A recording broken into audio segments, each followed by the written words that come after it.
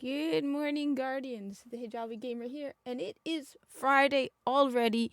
Where does the week go? I have been ridiculously busy just organizing and decluttering and looking at my new 3D printer with a sense of anticipation. I have set it up, but I haven't done anything with it. But anyway, 3D printer aside, insane organizing and cleaning aside, it's Friday, which means Zer is back in the tower. And yes, I don't even have my camera up because it's been a difficult morning to get online. I was able to get briefly on PlayStation, and then it just zonked out on me. So anyway, it is Friday. It is a hectic Friday. We are back in the tower. I'm not the only one who thinks this is the best tower. It's the best tower. Um, as you can see, just the usual reminder, this is Original Destiny, which means Zer will be gone within 48 hours. He leaves for me on Sunday at 5 a.m. I am Eastern Standard Time. I think right now it's called Eastern Daylight Time. But I'm in New Jersey, 5 a.m. He's gone by then on Sunday. He's only in the tower. It's not Destiny 2. Destiny 2, he leaves at reset. Original Destiny, everything happens earlier. Now, there's a lot of people in the tower. Let's just see out of curiosity how many new people we got. So that's me. I'm not a new person, obviously. That's not a new person, though. They're using the original, wow, old emblem. Anyway, that's not a new person. That's not a new person. Interesting for them, somebody using the old emblem. Not a new person, not a new person, not a new person, not a new person. That person has gone. New person, definitely, but with a different emblem. Okay. New person. So we have two new people. Yeah, we have two new people. This dude and this dude. This is the old emblem. I think you got this when you first start the game and you pick your class. So it's interesting to see. Well, I mean, I shouldn't speak. I use my young wolf and lore scholar emblems in Destiny 2, which I hear is a chaotic mess. I hear people are very unhappy. Anyway, but that aside, let's first head over and find Zer. So you are heading straight. I walked right by him the first time. He's mediocre this week. I hate it when he carries the same weapon twice.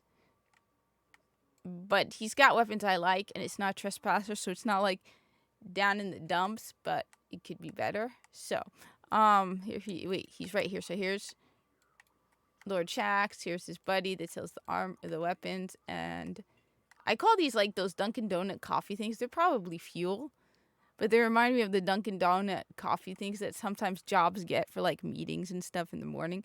But it's probably fuel, probably not coffee, unless it's Mugsikins. Then you know that's coffee. Yeah, okay.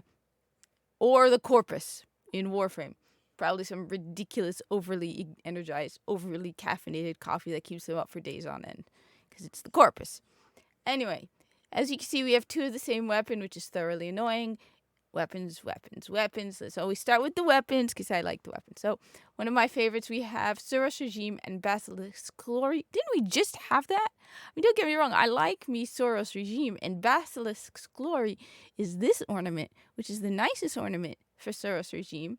Soros Regime, I like Soros Regime because honestly, it's not about the perks, which is why the moment I picked up Genesis Chain, which is very similar to Soros Regime, um, except this one, I mean, in some ways, yes, like I said, in some ways, my Suros is actually better. Not my Genesis Chain is actually better. My Genesis Chain has, while Focus Fire's active precision kills cause the target to explode, whereas Suros Regime, I'm gonna just go based on, okay, Suros Regime, I like it because of the rate of fire and the impact. It has a very high rate of fire, but it doesn't have a ridiculously low impact. You're getting the better ornament. So the bottom half of each magazine deals bonus damage and has a chance to return health on kill. Right, so that's a good thing. I didn't even notice that. I was using Suros without even reading the perks. And then I was doing Challenge of the Elders. I'm like, oh, wait a minute, my health keeps coming back. That's why. Suros also has these two that people talk about, which is spinning up. The longer this weapon is fired, the faster it fires. Versus you could go with focused fire. When zoomed, this weapon fires slower but causes additional damage. Whereas, if you notice with my Genesis Chain, right? It's got focus fire. When zoomed, this weapon fires slower but causes additional damage. That's the same. When focus fire is active, precision kills cause the target to explode. So it does have the same focused fire as Suros Regime, but you have the additional perk that it causes enemies to explode. So that's nice. That's why. But it also opens up the exotic slot. So I used to use Suros Regime a lot until I picked up Genesis Chain. Now I use Genesis Chain over Suros Regime. So you have Suros Regime, and then you have Monte Carlo, but you have it twice. So you have Monte Carlo and Super Spy, and then you just have Monte Carlo. It's cheaper to get it this way, or you could get it with the ornament. I have Monte Carlo. I always pick up the weapons because you can't get details. You could get details about, see at the bottom how it says why, about all this stuff, but you can't get details for some reason about these two. So I always have to make sure I have them and pick them up. So Suros Regime, Monte Carlo with Super Spy. This is Super Spy. This is the ornament you're getting. Monte Carlo has, I like Monte Carlo. Yeah, it's a ridiculous high rate of fire with a low impact, but I like the perk with Monte Carlo. So Monte Carlo is dealing damage with this weapon reduces your melee cooldown and grants a chance to fully charge your melee ability with each kill. So I double Monte Carlo. This is just great. Randomly, you'll get a kill. It'll be sometimes it's the first, the third, the fourth. Randomly, you hear a soft chirping sound or chime, and it'll let you know that your melee ability has refreshed. I pair Monte Carlo myself with one of my favorite abilities that I have probably driven you all absolutely nuts because I keep bringing it up, with Knife Juggler. Knife Juggler precision kills with throwing knife immediately resets its cooldown. So throwing knife with the hunter in Challenge of the Elders gives you almost twice as many points. You get points for the precision kill, and you get points for the melee kill because the hunter's throwing knife is their melee. But you can also do precision kills. So those points, the precision plus the melee, is the same number of points as any other perk that's going on. So let's say you get a super kill bonus this week in Challenge of the Elders. The amount of points you get per kill with the super kill bonus is the same as the hunter's throwing knife precision plus melee. That's why I use a lot of the Knife Juggler, especially in Challenge of the Elders. However, if you happen to miss, or you go for the Shanks, because Shanks don't get precision kill with your throwing knife, Monte Carlo is great for immediately refreshing. Or if you get that Taken Fallen, my brain is freezing on his name, the one who absorbs your abilities, this is also great to use. So Monte Carlo is great for that. That's why I usually carry, you'll notice there's a couple of weapons I always carry with me. One of them is Monte Carlo, one of them is Zalo Supercell, and one of them is the Ace of Spades and Red Death. These are weapons that I always carry with me. Red Death, though, I would prioritize over Monte Carlo any day. Red Death is just you. If you don't have Red Death, which it's not this week, but I've said every time Red Death comes up, pick up Red Death. Alright, next we go with the armor. So we got the usual Legacy Engram. It's overpriced Kip. Probably Zerb, sponsored by the Corpus. Next for the Warlock, we have an insurmountable Skullfort. Gain an additional melee charge.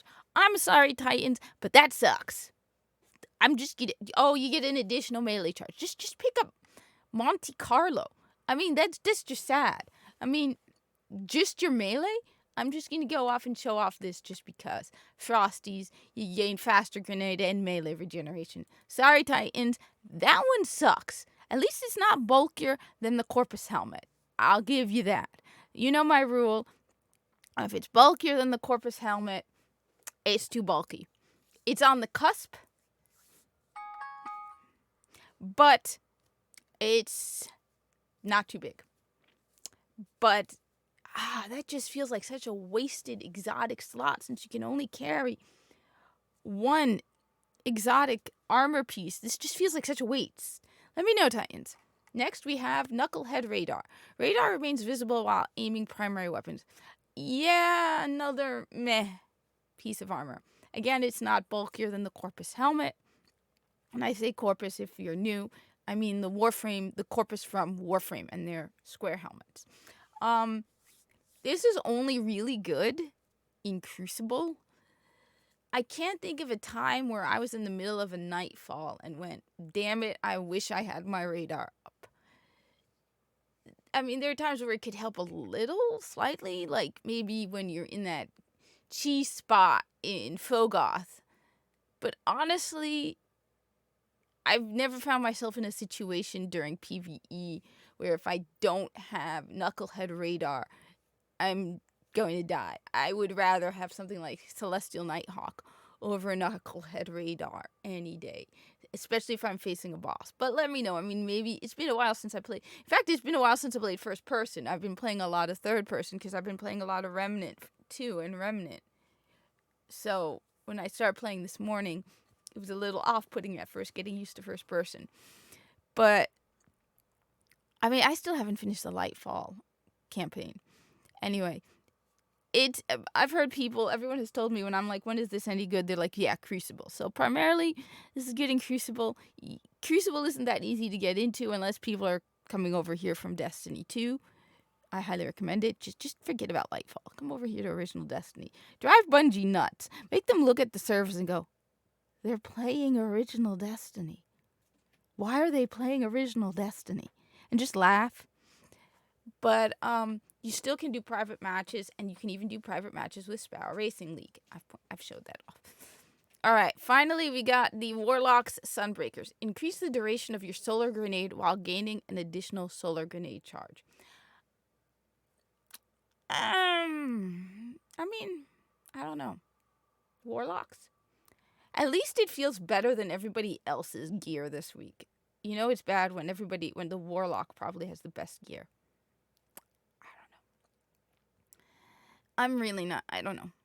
I really need to go back and just play some more Warlock and Titan. I hate the jump. And I know with time you could probably get used to it, but I don't know. Anyway, this is your Zero Location report for the week. No, I have not played Lightfall. No, I haven't finished Lightfall. I really need to finish it before this season ends. No, I'm not watching whatever's coming up about Final Shape. No, I'm not pre-ordering Final Shape, though I will probably end up buying it right before release or something, because it's still Destiny. I shouldn't. I should be sending a message, but I don't know. It depends on if I finish Lightfall. I have not been happy with this story. I'm tired of their excuses. The game quality has dropped drastically. The gameplay has dropped. I mean, the best way I put it is this way. I didn't like very much the story of Witch Queen. I have my reasons. I don't like taking agency away from Savathun. She was much more evil and less victim before Witch Queen. But I enjoyed playing Witch Queen on Legendary difficulty. I am not having fun at all with Lightfall. There's just so many cheap gimmicks and mechanics that just take away from it so much. I hear there's fishing in the game now too.